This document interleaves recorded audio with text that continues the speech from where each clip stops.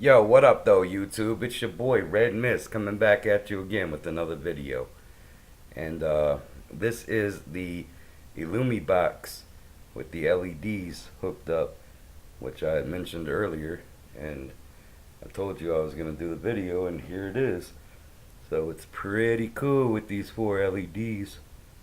And you got the Hellraiser pinhead lament configuration puzzle box with all four of these LEDs shining down on it.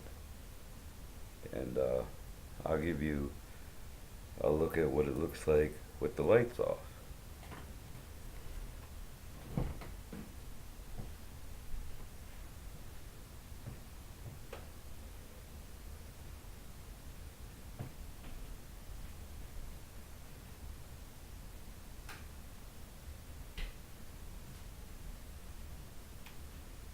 So that is pretty cool in my opinion.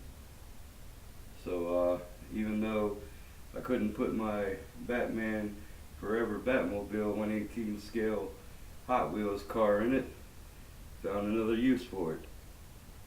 But yeah. So I'm behind the camera right now, and just wanted to give y'all a little quick look.